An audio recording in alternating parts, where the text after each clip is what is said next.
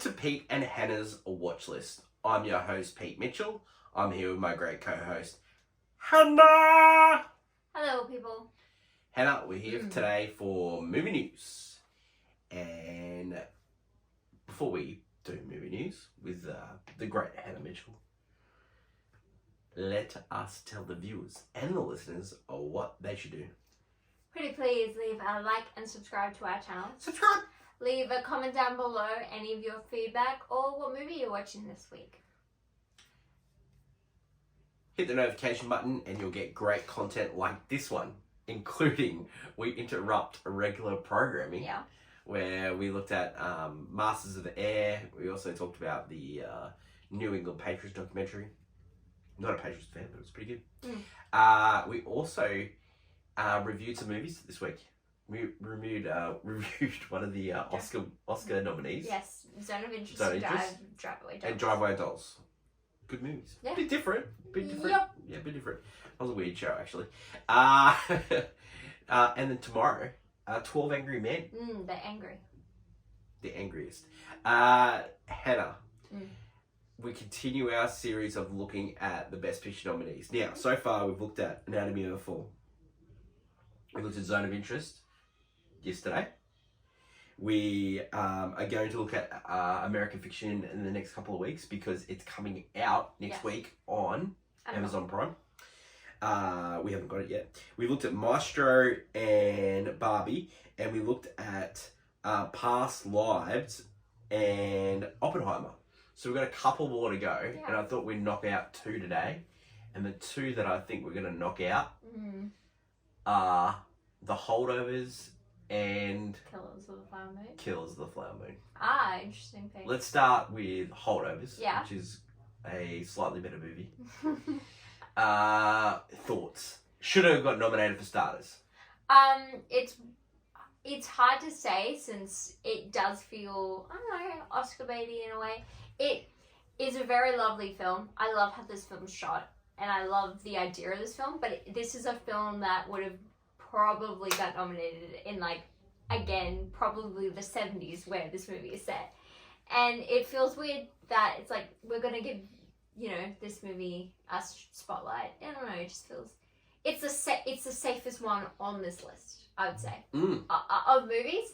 Like, all of them have, like, varying opinions. This one, like, anyone could enjoy this movie. Yeah. But that's not saying much. Well, the 2 people that got nominated for acting awards in this is just classic Oscars clickbait, isn't it? Yeah. Just give you that role, like Just Divine General Randolph playing. Yeah, but she's good in it. She's good in it, but I think Colour Purple. Okay, yeah. She did such a better job, in my opinion. What are your thoughts? No, I get that. I think Divine. I love her performance in it. Due to the fact it is like her. She's had a hard life, but she plays like a very nice, really solid performance. I'd say like she doesn't have to. She's not overacting, which Danielle Brooks is the lady I was telling you about. Yeah, I just think she's not overacting, And sometimes, in past recent... Don't get me wrong. Sometimes. I think she's great in this. No, but we're not remaking a machine here. We're just using the same tired acting, I think. Yeah, but I think people have missed it. I think that's what it is. This movie this feels like a lot of things that these movies were made and now they're not. And so this feels like a lot of like, just, people, it's like everyone enjoys it. And like that performance, it's a performance that probably would have gotten nominated years ago, So I'm glad it's there. A lot of people have said, "Oh, this is like a Christmas classic," and I just don't see it. If I want to watch this movie, I'll watch Dead Poets Society. If I want to watch I've watched To Serve Love. That's my favorite. Yeah, 100%. One of these movies is my favorite. Is To Serve Love. I'd watch that, which basically steamrolled this whole like teacher, helping the unfortunate students kind of thing. Yeah, I like the movie. And I know a lot of people just go, I love it, but it's like, we're talking about some of the most amazing, movies this year.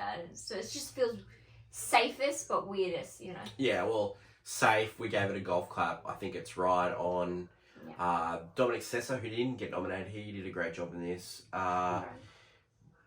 Look, yeah, I prefer Paul Giamatti and other things than this. I was more of a Beans fan than this. I was, I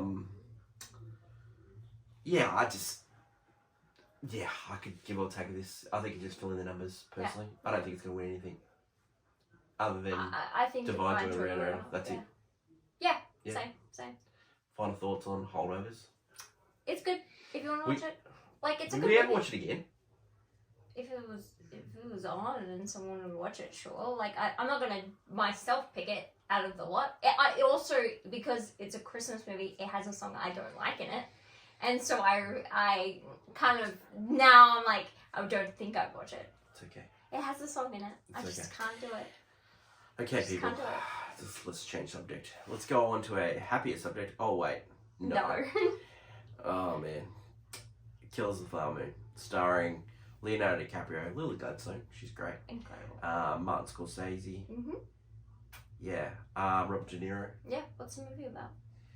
It's about Osage Indians getting killed for oil, basically.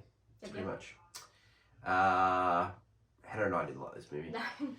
We weren't alone. Like, not many people saw it. Yeah, but in a sense that the majority were saying it's amazing and it was one of the best. Critics, and critics and TikTokers, but everyone trying to get the love. Let me give you some stats. People didn't like Napoleon, but Napoleon outperformed this movie at the box office. I know. Big time. So suck eggs. Ridley Scott does it again. You people. You people. My boy Ridley Scott does it again. Like, Napoleon made over $200 million, and it got paid by Apple. Like, seriously. Same. Did $100 million. Yeah, no, $100 million. This movie, mate. Scorsese's done. He's done. He's done nothing. Only the big because the last one was like The Irishman, so he's like only streamers are gonna give him money to do these big movies.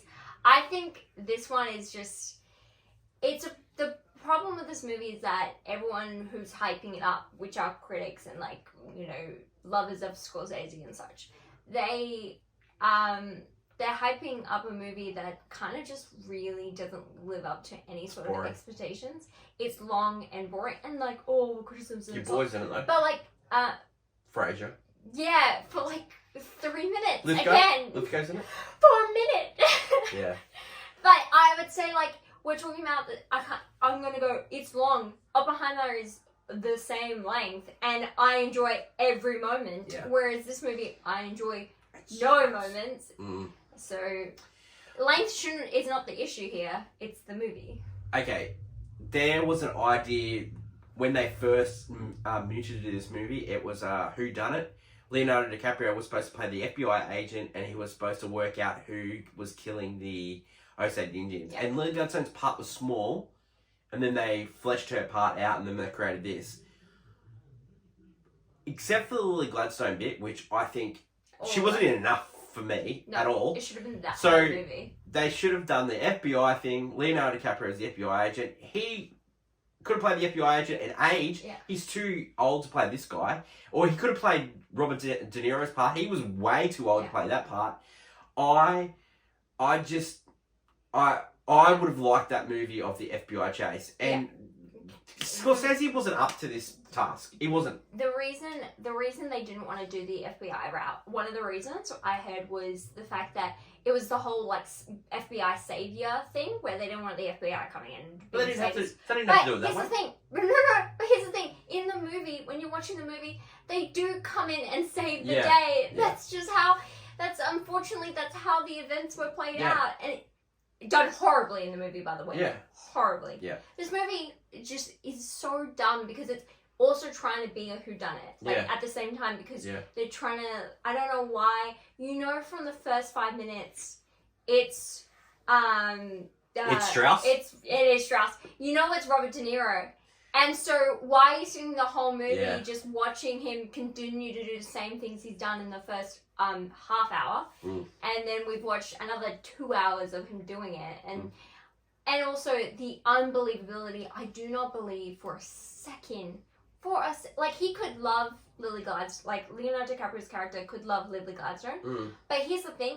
He wanted money from the start. How can anyone go, oh, the money and love? It's like, no, he loved money. Yeah, I just don't think it's unbelievable. I think in better hands that could have played, but Leonardo DiCaprio wasn't up to it. You know, in other movies I've seen it done better, where it's like the is idea between the money. Matrix, I was here for money, yeah. but I've stayed for love. In this movie, it does not feel like that. Look, the acting is that his acting is actually not that great compared to hers. I made this the Just One award at the Watchies, and I'm still happy with that. And I was shocked that this got nominated. I reckon there were better movies, in my opinion. Iron Claw, 100%. All of Us Strangers. Not only that, no offense. Mission Impossible. It's okay.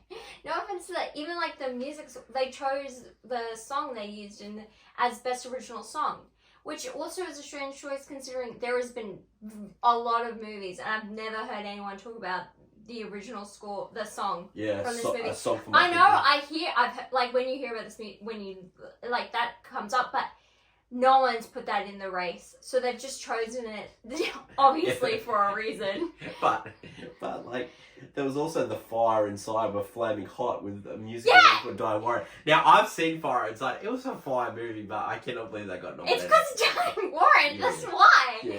They're not choosing. Like there were bangers this year when it came to best original songs, and not even just from Barbie. There were other movies, i.e. Iron Claw, and even stupidly enough, Olivia Rodrigo's song for Ballad of Songbirds. Oh, mate. We're talking about actual, like, good banger. hits from movies, and stupidly enough, Peaches, like, it's not there. Well, so American Symphony, and it never went away. Well, what's that doing in there? Yeah, I know. How does John Batiste keep getting nominated for awards? He's so good. I don't know. He won a bloody Grammy a couple of years ago.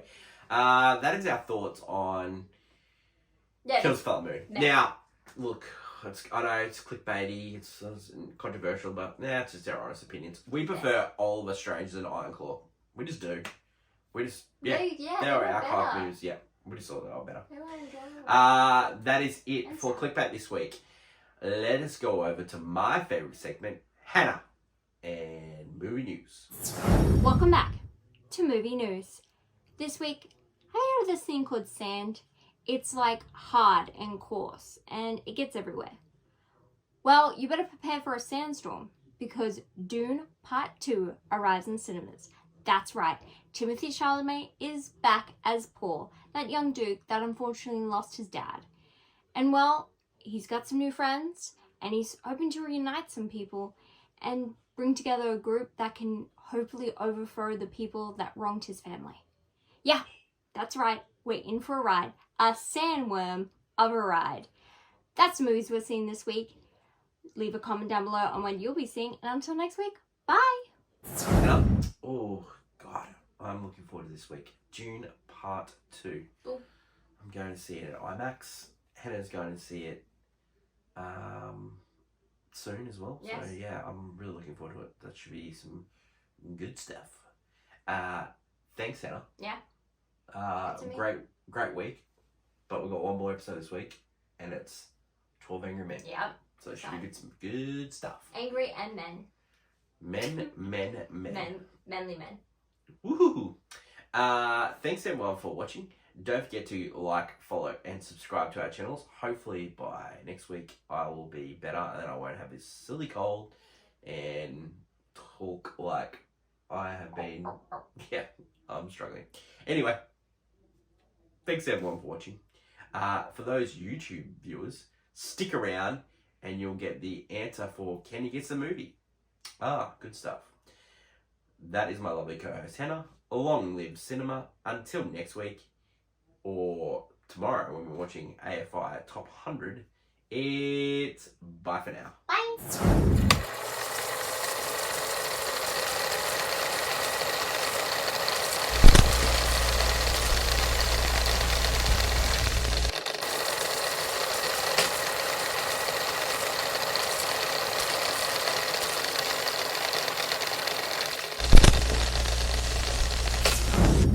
You guessed the movie, and this week the answer is... Wonka. Yeah. Brilliant. Yep. Well, celebrating Dune Part 2, and that's great stuff. Awesome. Thanks, Anna. Until next week, it's bye for now.